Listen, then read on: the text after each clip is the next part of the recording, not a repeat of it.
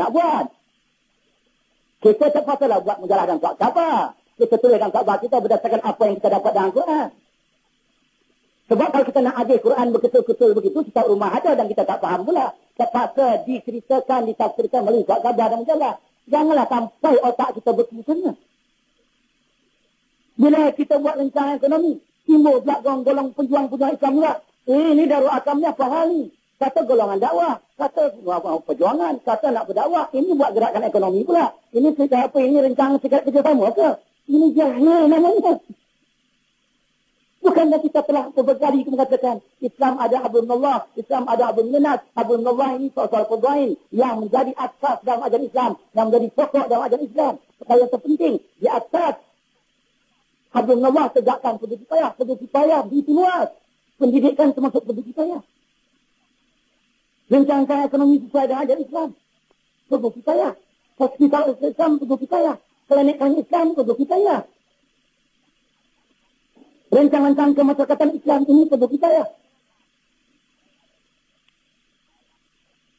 Membangunkan kampung Islam ini perlu kita ya. Ini tidak. Bila kita sebut tentang itu, tentang kampung, tentang pendidikan, tentang sekolah, cukuplah semayang itu segala. Kalau Tuhan mahu semua jadi. Iyalah. Kalau kembalikan kepada kuasa Allah, semua boleh jadi. Itu yang katakan sunnah. Walan tajida li sunnatillahi tabdila. Sekali-kali engkau tidak akan dapati peraturan dari Allah itu diubah. Walan tajida li sunnatillahi tahwila. Engkau tidak akan dapati sunnah. Peraturan dari Allah itu akan berubah. Akan berubah. Maksudnya Allah telah mengingatkan kepada kita. Kalau kita nak menegakkan kemajuan sesuai dengan ajaran Islam yang akan menjadi ibadah juga. Ibadah-ibadah tambahan di atas ibadah yang asas seperti iman dan rukun-rukun Islam yang lima.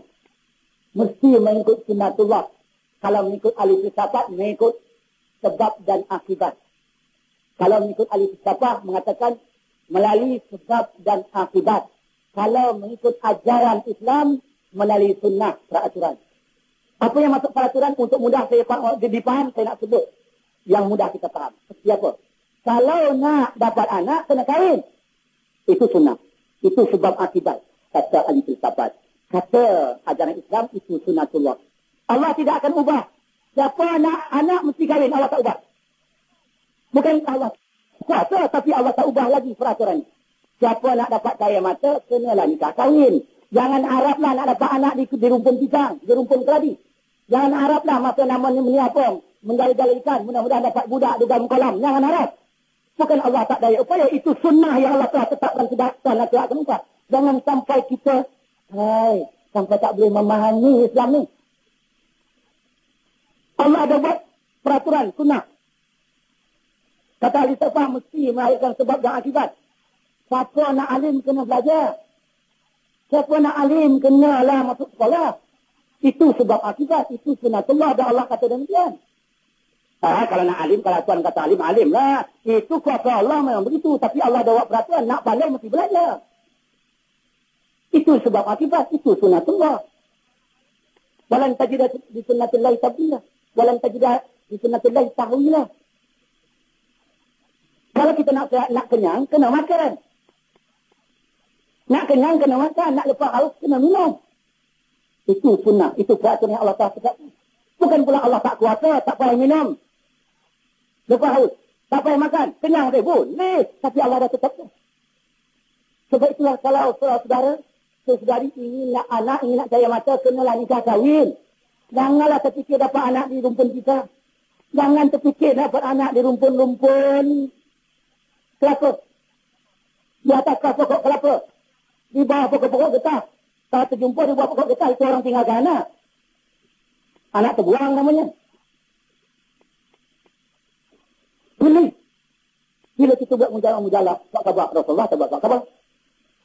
Kalau orang yang tak berjuang dan tak berjihad, tak ada kita, tak apa. Ini orang berjuang dan berjihad. Bila kita buat rencana ekonomi, keluarkan makanan sedikit secara ala kadar yang termampu. Keluar sedikit dan sebagainya.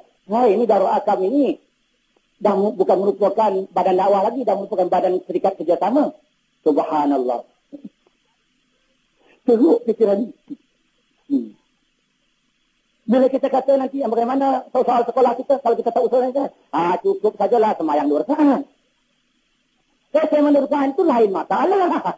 Kalau belajar melalui cara lain pula. Begitu Allah mengajar kita. Sebab itu, cuba tengok para sahabat Rasulullah. Bukan satu peranan, macam-macam peranan. Macam-macam peranan. Bukan semayang saja, bukan puasa saja, bukan berdoa saja, macam-macam peranan. Hingga ada yang pergi menjadi duta ke luar negeri untuk mengislamkan pembesar-pembesar dan raja-raja di waktu itu. Karena nak menegakkan soal-soal pergi payah. Nak menegakkan soal-soal hablum minan. Pada Rasulullah itu jelas. Bila dia berdoa saja, kabul. Tetapi Rasulullah tak mau ajar kejayaan itu dengan doa. Pada Rasulullah, dia berdoa saja kabul. Tetapi Rasulullah tak mau ajar. Kenapa? Kalau Rasulullah nak ajar, apa saya nak buat dengan doa, ialah Rasulullah kabul. Macam muka kita kabul. Sebab itu Rasulullah tak mau ajar. Tetapi sekali-sekala Rasulullah nak tunjuk juga bagaimana doanya kabul. Untuk memberitahu kepada umat, kalau Rasulullah mau dan doa, boleh. Tetapi Rasulullah tak lakukan.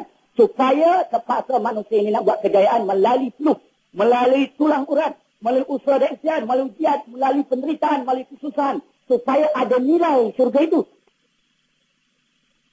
Tetapi sekali-sekala Rasulullah tunjuk juga bagaimana doa yang kabul. Ceritanya begini. Rasulullah sengaja nak didik isteri dia. Supaya isteri ini benar-benar mencintai akhirat, tidak mencintai dunia.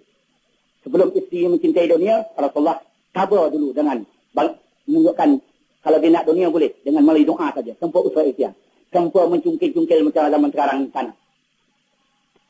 Satu masa Rasulullah, tak silap saya selepas sembahyang subuh, tak diserai oleh orang, tak dapat dilihat oleh orang. Rasulullah exercise lari-larilah dengan Siti Aisyah di padang pasir. Bukanlah lari-lari macam kita ni, terang-terang, nampak pula. Muda-mudi ya, suami isteri lari-lari di padang, mana boleh. Mana boleh macam tu, turuk-turuk lah. Rasulullah menyuruh. Dia exercise, boleh lari sikit di tengah padang pasir dengan Sayyidah Aisyah. Sampai di tengah padang pasir, dia pun memberitahu kepada Sayyidah Aisyah. Hai Aisyah, tunggu pejam mata kau. Sayyidah Aisyah pun pejam. Kemudian Rasulullah berkata, cuba kau buka mata kau. Sayyidah Aisyah pun buka mata. Kemudian, apa kata Rasulullah? Kau lihat apa dia pun kau. Tengok oleh Sayyidah Aisyah, gunung Uhud telah menyala menjadi emas. Sayyidah Aisyah pun kata, ini gunung telah menjadi emas. Itulah wahai Aisyah. Allah dah bagi dunia ini untuk aku. Ingatkan gunung itu boleh jadi emas dengan doa aku. Allah dah serahkan kepada aku. Kalau aku ambil adalah halal. Tidak salah di sisi Allah. Itu pun aku tak tahu. Aku tahu tidak sampai mana harga dunia ini. Begitu baru disedar oleh Sayyidah Aisyah bagaimana Rasulullah menghargai akhirat dari dunia. Begitu Sayyidah Aisyah tahu begitu kabulnya doa Rasulullah SAW. Kalau dia nak dunia, halal dah sisi Allah. Jangan doa saja. Tapi Rasulullah tak mau mengajar pengikut-pengikutnya dengan doa. Sementara doa itu dikampil dari belakang. Sebagai menunjukkan hamba ini lemah harap pertolongan Allah. Bukan usaha ikhtiar itu yang memberi bekas. Yang memberi bekas adalah Allah. Sebab itu kena usaha dan ikhtiar dulu. Kena berjuang dan berjihad dulu. Kemudian dilatih dengan doa. Tanda kita merendah diri. Setelah kita berkata kepada Allah. Wahai Allah. Bagaimana kami pandai mengatur strategi perjuangan. Bagaimana kita usaha dan ikhtiar. Bagaimana gegeh kami berjuang dan berjihad. Bukan itu yang memberi bekas. Engkau juga lah yang memberi bekas. Sebab itu kami harap pertolongan. Supaya kita jangan takabur dan sombong dalam perjuangan. Bila kita dapat kejayaan. Itu yang sebenarnya kita latih dengan doa. Tapi bukan tempat usaha ikhtiar doa saja. Bila kita sebut buat ini, doa sajalah. Buat sebenarnya semayang sajalah. Ini apa? Ini orang jahil. Jadi para hadirin yang sekalian, begitu caranya Allah mengajar kita. Rasulullah mengajar kita. Para sahabat mengajar kita. Salafus saleh zaman lalu mengajar kita bila berhadapan dengan golongan kedua yang tiga. Kalau mereka memerangi kita, kita memerangi mereka. Mereka rosakkan kita pendidikan pengajar mereka. Kita mesti tegakkan pendidikan pengajaran secara Islam yang solid. Jadi pendidikan dengan pendidikan. Masyarakat dengan masyarakat. Mujalah dengan mujalah. Suat khabar dengan suat khabar. Rencangan ekonomi dengan rencangan ekonomi. Jamaah dengan jamaah. Lisan dengan lisan. Tulisan dengan tulisan. Klinik dengan klinik. Hospital dengan hospital. Factory dengan factory. Kilang dengan kilang. Begitu cara para hadirin yang